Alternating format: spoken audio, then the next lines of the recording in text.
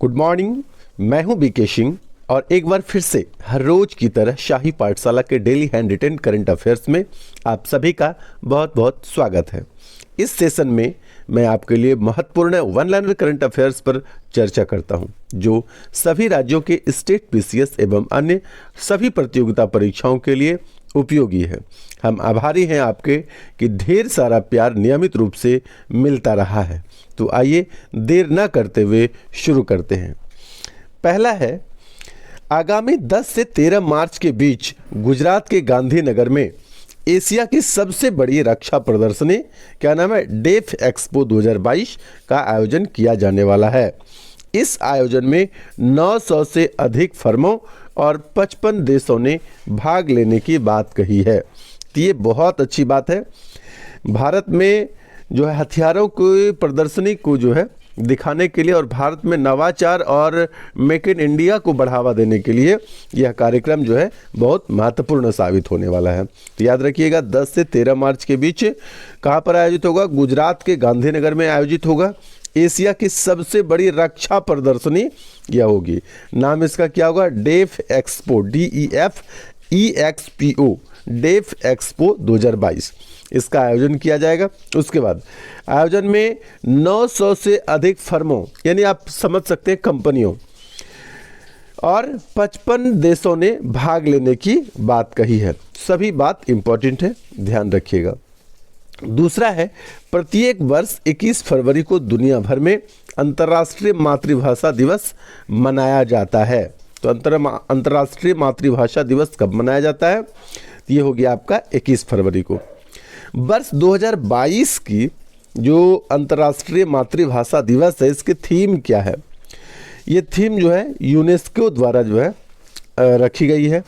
तो इसकी थीम है बहुभाषी शिक्षा के लिए प्रौद्योगिकी का उपयोग, चुनौतियां और अवसर। क्या थीम है? बहुभाषी शिक्षा के लिए प्रौद्योगिकी का उपयोग, चुनौतियां और अवसर, दोनों, चुनौतियां भी और अवसर भी।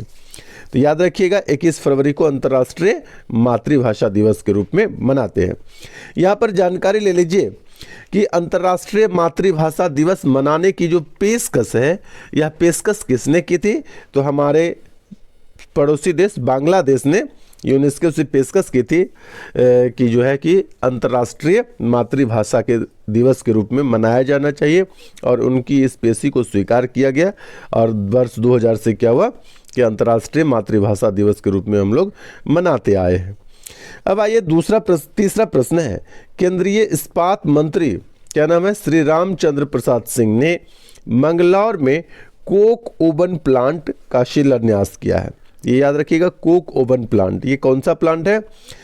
यह शिलान्यास कुद्रेमुख लौह इस्पात कंपनी लिमिटेड यानी KIOCL पनाम्बुर, ये मंगलौर में पड़ता है, में किया गया है। तो यहाँ से ये समझ में आया होगा कि कोक ओवन प्लांट जो है यह लौह इस्पात कारखाना है। मैं इसके बारे में थोड़ी और जानकारी दे दूं कि KIOCL की लागत जो है 835 करोड़ रुपये है। इस परियोजना में 2.0 लाख टन प्रति वर्ष एक जो है डक्टाइट आयरन स्पन प्लांट की जो है स्थापना भी शामिल है। भारत चीन के बाद विश्व का दूसरा सबसे बड़ा स्टील उत्पादक राष्ट्र है। तो ये सारी बात आप ध्यान में रखिएगा। अब आइए चौथा है, केंद्र सरकार ने जम्मू कश्मीर के रामबान जिले में बैगनी क्रांति शुरू करने का योजना बनाई है। इस बैगनी क्रांति से रिलेटेड एक प्रश्न मैं पिछले करीब 1 महीना पहले आप लोग को बता चुका हूँ। बैगनी क्रांति क्या होता है, बैगनी क्रांति का संबंध किस राज्य से है या केंद्र शासित प्रदेश से है, और बैगनी क्रांति किस फसल से या फिर किस कृषि से संबंधित है। तो ये सारी जानकारी मैं दे दिया था, यहाँ पर फिर एक अपडेट आया था तो मैंने इसको फिर से शामिल कर लिया है। तो फिर से पढ़ देता हूँ। केंद्र सरकार ने जम्मू कश्मीर के रामबान जिले में बैगनी क्रांति शुरू करने की योजना बनाई है। डोडा और रामबान जिले में, एक्चुअली डोडा और रामबान जिले की जो परिस्थितियां हैं, आप माहौल कह सकते हैं, एनवायरनमेंट कह सकते हैं, वो लगभग समान है। इसलिए इन दोनों जिले में लेवेंडर की खेती शुरू की जा रही है। बैगनी क्रांति का संबंध जो है वह लेवेंडर के फूल उत्पादन से है। ये आपके लिए बहुत इंपॉर्टेंट हो जाता है कि बैगनी क्रांति का संबंध किससे है, तो ये लेवेंडर के फूल उत्पादन से है। लेवेंडर के फूल उत्पादन को ही क्या कहते हैं, बैगनी क्रांति कहते हैं। आगे भी ध्यान से सुनिएगा। इसे वर्ष 2016 में पहले राष्ट्रीय स्टार्टअप दिवस के अवसर पर लॉन्च किया गया था। तो 2-3 बातें यहाँ पर आपके लिए इंपॉर्टेंट हो गई कि बैगनी क्रांति का संबंध किससे है, तो लेवेंडर के फूल उत्पादन से। यह किस राज्य में शुरू किया जा रहा है, जम्मू कश्मीर में शुरू किया जा रहा है। और जम्मू कश्मीर के जिले का नाम यदि आपसे पूछा जाए तो डोडा और रामबान जिले, आपको रामबान जिला याद रखना है क्योंकि यहाँ से इसकी शुरुआत की जा रही है।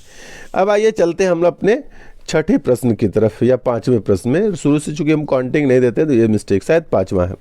बीजिंग विंटर ओलंपिक में नॉर्वे कुल 37 पदकों के साथ शीर्ष पर रहा है और भारत इसमें कोई पदक नहीं जीत सका है। याद रखिएगा, सर्वाधिक किसने, नॉर्वे ने। कितना पदक, कुल 37 पदकों के साथ। उसके बाद दूसरे और तीसरे स्थान पर क्रमशः जर्मनी दूसरे स्थान पर हुआ और तीसरे स्थान पर चीन। जर्मनी ने कुल 27 पदकें जीती है और चीन ने 15 पदक, यानी 37 पदकों के साथ आपका नॉर्वे जो है शीर्ष पर रहा है। दूसरे स्थान पर जर्मनी 27, 10 कम है, 37 से 10 कम 27, और चीन को 15 पदक मिला है। यहाँ भारत कोई पदक नहीं जीत सका है।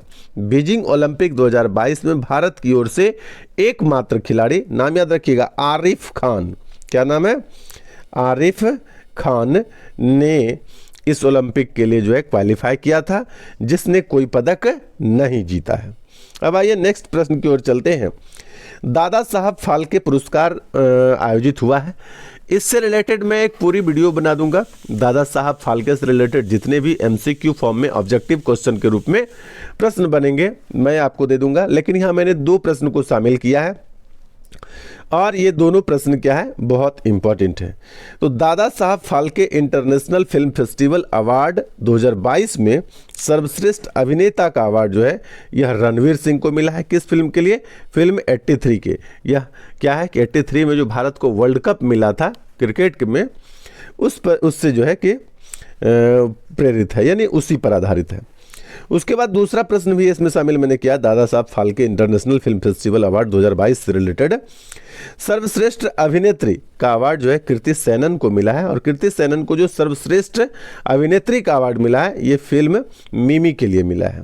तो दोनों आप याद रखिएगा कि रणवीर सिंह को Dada Saheb Phalke international film festival award जो है 2022 के लिए, फिल्म 83 के लिए रणवीर सिंह को मिला है अभिनेता में, सर्वश्रेष्ठ अभिनेता के तौर पर, सर्वश्रेष्ठ अभिनेत्री के तौर पर कृति सेनन को मिला है फिल्म मिमी के लिए।